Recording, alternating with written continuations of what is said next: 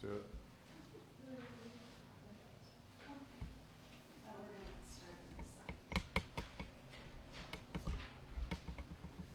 Okay.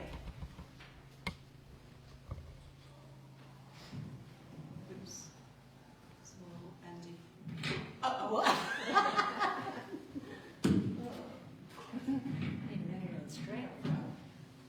Hello.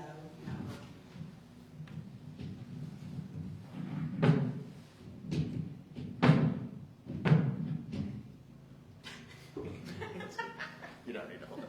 Test. Yeah, this is a small room. Okay, welcome everybody. I'm Dita Seed with the Center for Biological Diversity. And thank you for coming out on this incredibly weather-challenged day. So I'm just going to give you a little bit of an overview of why we did this report. And I also want to thank the people, many of whom are here, who helped research this report. The report is titled Running Out of Water, Utah Inland Port Development in the Great Salt Lake Basin. And what we did, we started this actually months ago, actually last summer, was to look at what water resource challenges exist in each of the inland port project areas throughout the state was what we started with. And what we're doing today is issuing the first part of our report that looks at what water resources consist of in each of the inland port project areas in the Great Salt Lake Basin. So overall, what we found was the situation is very dire. The research that we did consisted of looking at all of the existing state data on groundwater and surface water in each division of water rights resource area. So this was, we did a lot of research and we looked in depth. What we found is that there are a lot of questions, unsurprisingly, about groundwater. Groundwater is something that obviously we can't see. And so we need scientists to help us understand what the situation is with groundwater. But in each of these areas in the Great Salt Lake Basin, there are groundwater problems. So that's in the Tooele Valley, that's in Utah County, Weber County, Box Elder County, and Salt Lake County. All those areas have problems with groundwater. And of course, the groundwater has an impact on Great Salt Lake hydrology. There's a phenomenon which is starting to occur where these aquifers are being drawn down and something called subsidence is happening where the aquifer collapses. And this has actually happened in Woods Cross in Davis County. And if you happen to live in an area where this occurs, you can have really serious problems with your home, for example. You know, your foundation is unstable. All sorts of catastrophic things can happen from dewatering aquifers. Also, you can have more exposed playa, this area that's creating airborne toxic dust. So there's this cascade of impacts that come from dewatering these areas. And what the Utah Inland Port Authority is doing is incentivizing and fast-tracking development in these areas that will be very water consumptive.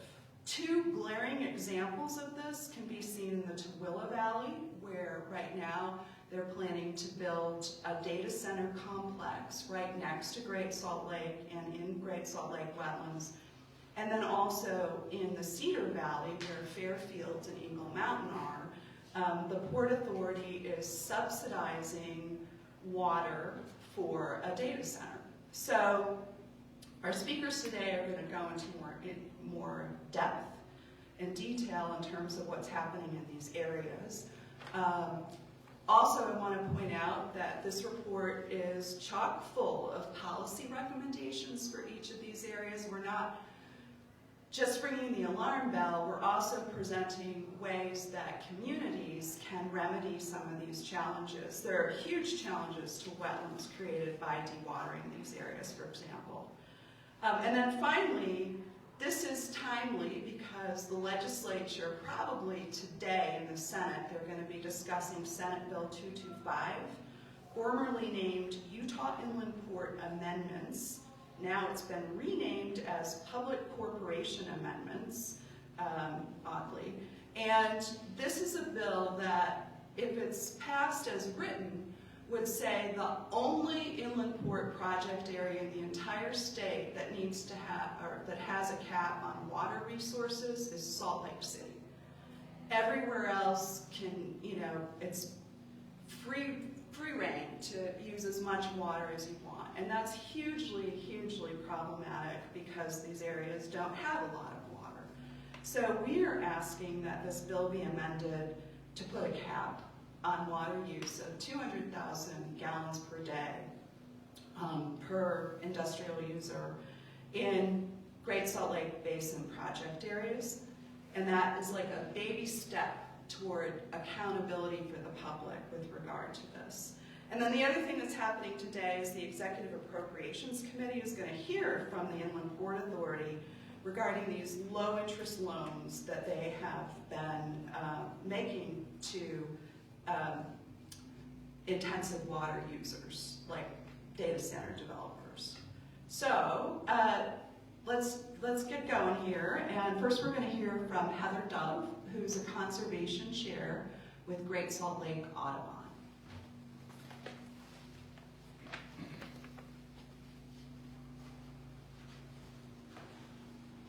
Good morning. We've been losing our wetlands in the western United States at an alarming rate. All the saline lakes of the west are drying, including Tulare Lake and Owens Lake in California, Winnemucca and Walker Lakes in Nevada, Lake Abert in Oregon, and Sevier Lake in Utah.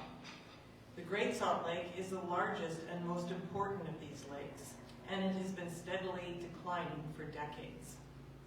The lake elevation is currently a mere 3 feet above its historic 2022 low, and there are currently over 800 square miles of dry, exposed lake bed. Drought and climate change have been hugely impactful, but perhaps even more impactful in this state is the rampant, intentionally stimulated and subsidized industrial growth, which has resulted in an ever-increasing demand on our dwindling water resources. And most alarming, perhaps, is that our state has been engaging in promoting, incentivizing, and permitting this rampant industrial development without instituting a process to determine if we indeed have enough water to support this increased use. As a result of a recent Supreme Court decision, we can no longer rely on federal protection of the wetlands in Utah. Wetlands throughout the West are almost exclusively ephemeral. In other words, they're only seasonally wet, and therefore they do not qualify for federal protection. That means it's up to the state and the local communities to ensure that wetlands are preserved and protected. And I'm sorry to say that we are failing miserably in this regard. Especially consequential has been the impact of the Utah inland port developments in the Great Salt Lake water basin. The port project in the northwest quadrant in Salt Lake City, the projects in the Tooele Valley, the Weber County projects that are being wedged between the Harold Crane Waterfowl Management Area and the Ogden Bay Waterfowl Management Area, the Box Elder projects that are going in right next to the Bear River Migratory Bird Refuge, and now most recently, the projects slated for Fairfield and the Cedar Valley are all on land that historically was rich with ephemeral wetlands that all have important hydrologic connections to Great Salt Lake. These critical wetlands all play a part in maintaining the health of the lake. The land, the lake, the 12 million migratory birds of the Pacific Flyway that utilize the lake, the other wildlife, and the people along the Wasatch Front will all suffer irreparable damage if this destruction of Great Salt Lake associated wetlands is allowed to continue. Utahns must, going forward, insist that a rigorous process of evaluation of current water resources be established We must know in advance of any development how much surface and groundwater is actually available. We cannot continue to blindly develop water-consuming industries and businesses without first knowing whether we have adequate water supplies to support them.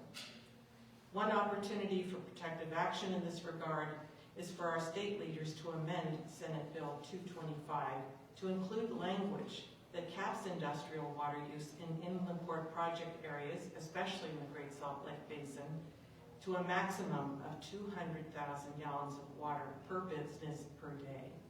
And even that's a lot.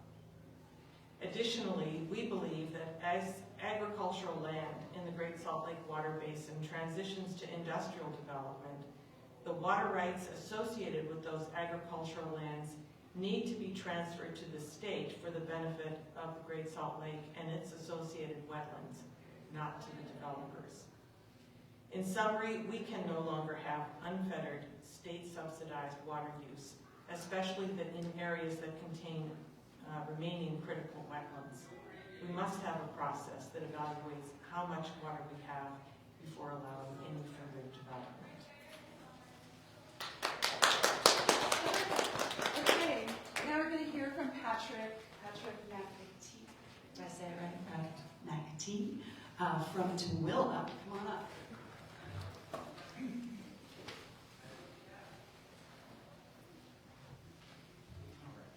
Hello, everyone. Thank you for the introduction, Dina. My name is Patrick. I'm a member of the Great Salt Lake Audubon. I'm also a Tooele County lifelong resident. I grew up in a small town called Rush Valley. It's a farming community about 30 miles south of Tooele. And as a kid, I remember driving by Rush Lake. It's a small ephemeral lake near the town of Stockton. Driving by into school, I would see huge flocks of ducks, geese, you name it, as well as people out parasailing on this lake windsurfing. And it was phenomenal. Driving into Salt Lake, I would see thousands upon thousands of shorebirds lining the shore of the Great Salt Lake.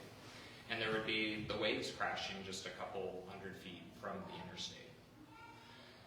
Though I only discovered the world of birding just a few years ago, I grew up in a family that valued nature and just absolutely loved the natural world we live in. So looking through things with a new lens, I was excited to go look for all these birds in a new place, and what I saw just absolutely devastated me. All of these once oases are now completely dry. Rush Lake is a dry cattle field. The evaporator ponds out in Lake Point area are now just stagnant, hypersaline ponds where nothing can live. And you can hardly see the shoreline of the Great Salt Lake anymore. A few lush holdouts, thankfully, do still exist for those 12+ million birds that rely on the lake. And the Tooele Valley Wetlands provides home to more than 849 unique species of birds, of which 63 are endangered, threatened, or have seen drastic declines in their populations over the last 50 years. That's 42%. Nearly half of the birds found at these sites are on the brink of population collapse, and I wonder why. The Burmester Sinks Wetlands, it's located on the north end of Burmester Road, just north of Grantsville, Utah, is an incredible hydrogeological complex where freshwater springs flow north and historically met the shores of the Great Salt Lake. To the west, just off Ellerbeck Road, northwest of Grantsville, there's another series of aquifer and geothermally fed wetlands which provide sustenance and habitat for several species of birds, most of which are also imperiled. Though the number of birds I see today is drastically smaller than what I remember seeing out in there, it's nice to know that there are a few safe places left for them. At least there were. The development of the Utah Inland Port Authority's Tooele Valley project is already underway, and it sits directly on top of the Burmester Sinks wetland site. This lowland, salt grass-filled channels, which were home to flocks of American avocets, willets, our beloved snowy plover, and many, many others, are now bulldozed. and arid. This entire hydrogeological complex dammed by a series of roads built by an organization who claimed that they were in the interest of building bridges. Since development began, I have not seen a single shorebird anywhere near that project site. And I've looked a lot. Inland ports built near wetlands are demonstrably problematic, typically resulting in heavy metal toxicity, disruptions to migrations, and often complete abandonment of the area. The aridification of the Great Basin has already taken its toll on birds utilizing the Intermountain portion of the Pacific Flyway.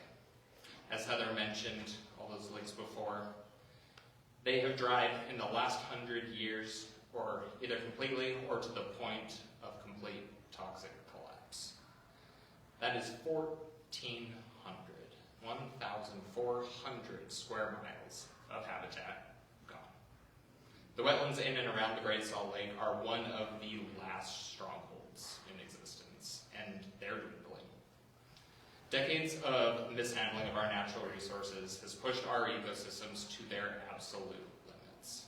If we don't protect the few sites that are left here, there's no coming back. As humans, we get to choose where we build a warehouse. We get to choose where we put a road.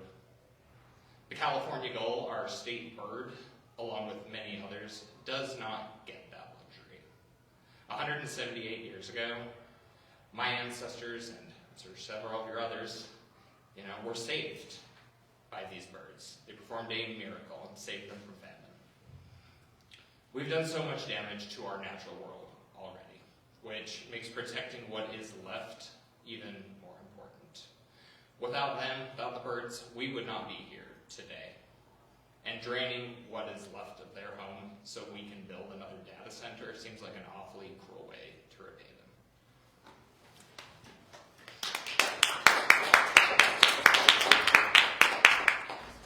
Thank you so much. Now we're going to hear from Allison Barton, who is also with Great Salt Lake Audubon.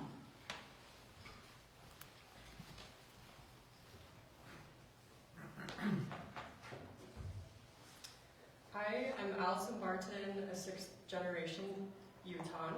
I'm speaking out against the Utah Inland Port Authority for adding a water-sucking data center to its Pony Express project area, which is located in western Utah County in Fairfield.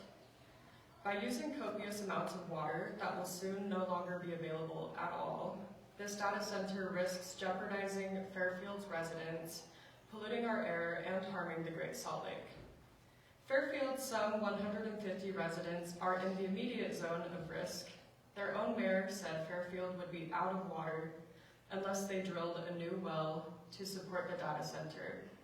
This large burden for the sake of development is a lot for a small town to shoulder. Additionally, the data centers further deplete the aquifer Fairfield's residents depend on. The Utah Geological Survey determined in 2007 that the aquifer would reach a predicted drawdown of up to 15 feet. Merely doubling the water usage rate would lead to a predicted 100 feet of drawdown.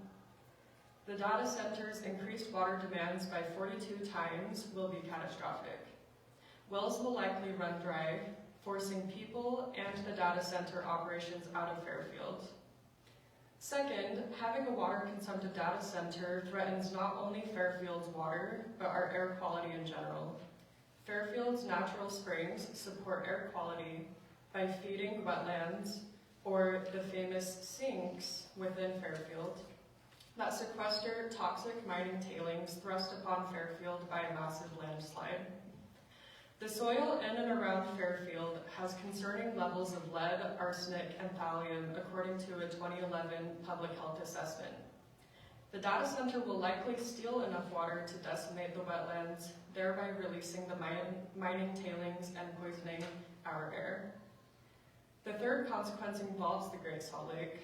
Sucking water out of the aquifer will dewater wetlands and cause those toxic mining tailings to seep into the Great Salt Lake through the underground hydrologic connection, laying down even more toxic metals in the already metal-laden lake worsens the crisis of dust storms already facing millions of Utahns.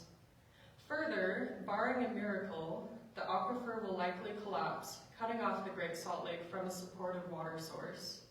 Less water leads to more dust and increased risk of attacks, whether asthma or heart-related. For example, if the state was so set on saving the Great Salt Lake and serving the people of Utah well, they would not subsidize reckless development. Fairfield is near and dear to my heart. While visiting there, my dad told me about our own family's pioneer stories of resilience, including a story from a different part of Utah altogether, which was laying down blankets so that the Saints could pass through thick snow that was impassable without those quilts that my ancestors made. UEPA should channel that pioneer spirit by operating within their means. Visiting again would serve as a painful reminder of what could have simply remained. Before using any more taxpayer dollars, UEPA should establish beforehand that there is an adequate supply before forcing a small town's hand and threatening our water supply, air quality, and our beloved lake. Thank you.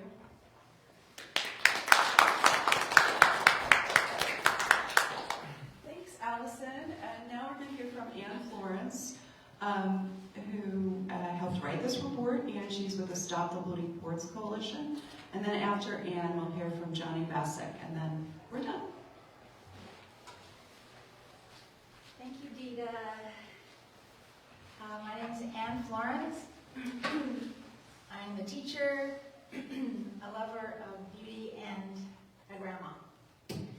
In my frequent conversations with young people, I hear a combination of fear and helplessness. Fear that their own futures are slipping away. Fear that by the time it is their turn to make decisions, it will be too late. They are afraid that what they need the most, clean air, uncontaminated land, snow-covered mountains, the open skies, and natural beauty of Utah, a lake that protects them from toxic air, will be gone and impossible to restore. And they believe that those who hold the future in their hands will not listen. Even among adults, there seems to be a sad resignation, feelings of loss, of destruction, of irrevocable harm. There's a steady fading away of the Utah we love. We see it in bare winter mountains, in the heavy, thick band of brown air, choking the oakers, in marooned boats, in parched lake beds and shrunken lake boundaries, fields transformed into concrete jungles. I felt the loss most profoundly as I drove along the quiet roads of the small pastoral town of Palmyra. I was suddenly confronted by gargantuan warehouses blocking my view, like fortresses trapping horse pastures and homes, destroying a way of life. And the last time I stopped to gaze across Lake Powell, I felt as if I were in a cemetery, stunned into speechless mourning, a silent witness to what we once had, and then wasted. The damage even a child can see is matched by a drumbeat of warnings in this water report, as well as in the press. Quote, everyone in the Great Salt Lake Basin must embrace a new model for what growth looks like, one that values and limits the amount of water we need for every new home and business. Quote, it is inconceivable that the state of Utah should continue to develop commercial water-consumptive development in the Great Salt Lake watershed when there are over 400 square miles of dry lake bed exposed, almost 4 times the size of Salt Lake City. Quote, the Utah Inland Port Authority's project areas are anticipated to sweep up approximately $1.3 billion in property tax revenue, which will be given to developers to fast-track industrial development. Aquifers under significant stress, water levels dropping in reservoirs and lakes, overpumping of groundwater, salinity increasing to toxic levels, disappearing food sources for millions of birds, allocation of water that does not exist, a Colorado River in dire straits, dry wells, pumping equipment that fails, secrecy, water used by mega data centers kept away from the public eye, no limits to water use, the fate of millions in the hands of a few. It goes on and on. 152 million square feet of new warehouse development, 98 million square feet, 29 million square feet, an additional 40,000 vehicle trips per day, 54,000 trips, and the drumbeat goes on and on. In the late 1950s, my family moved from beautiful North Logan, which I loved as only a child can, to Ventura, California, just before that little beach town's population skyrocketed. I'm deeply grateful that in 1972, people saw their fragile coastline threatened by unchecked development, and they took action. Voters passed a citizens' initiative establishing the California Coastline Commission. Its stated purpose is to protect and enhance California's coast and ocean for present and future generations. The key word is future. In the seeming blink of an eye, those future generations are here. They're my children and grandchildren and millions more. Because of those who took the long view and knew the value, the incalculable value of our natural world, today's children can play in the water, run on the warm sand, and search the tide pools like I did. Californians who saw beyond their present moment and cared enough to fight left the world a priceless legacy. Out-of-state visitors to Utah are aghast at how much irreplaceable open space we've covered with asphalt, how great our blue skies are, how small our Great Lake is, how much of our vanishing water we sell to the highest bidder. We like to measure what we call progress in profits, tax revenues, and jobs, even low-paying, dead-end jobs. But who's placing value on fields, animal habitat, tranquility, clear skies, and beauty? It's almost unbelievable that the destruction of thousands of acres of life-saving wetlands is actually being subsidized by Utah's own taxpayers. It's as if some leaders are desperately trying to fill a water tower while others keep shooting holes in it. And they claim they're on the same side. Last year, I met a woman who owns a wide expanse of ranchland near Moab.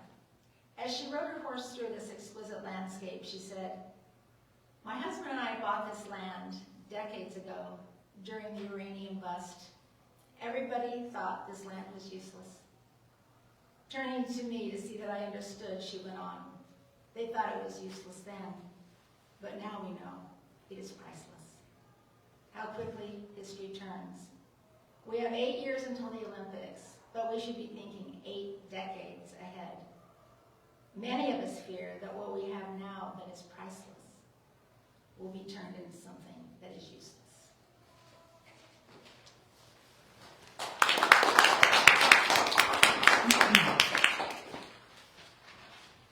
Good morning. My name is Johnny Bassick. I'm the Executive Director of Utah Physicians for a Healthy Environment.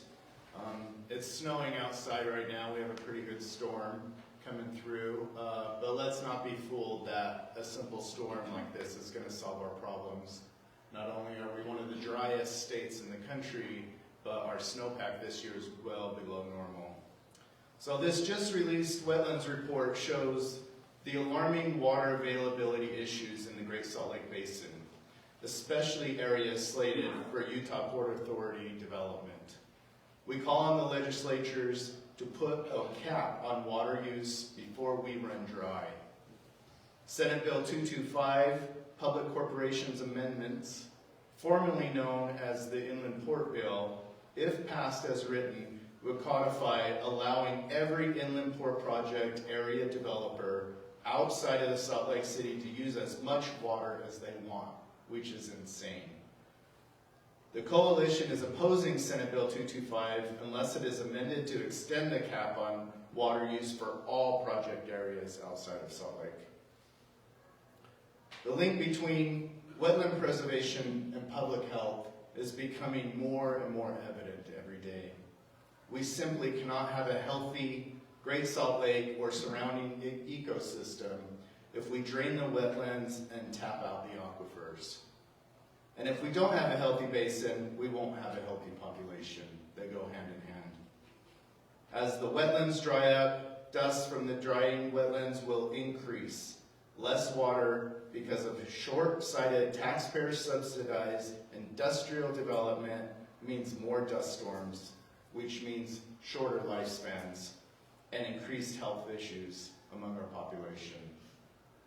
We are here to ring the alarm bells on Senate Bill 225. Thank you.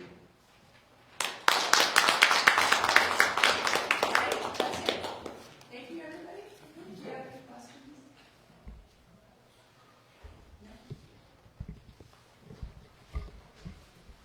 All right. Let's roll up for Thank you for being with So we're gonna do follow-up with this, but we'll talk about it at our next meeting. Did you want people to stand behind? Let's take a group photo.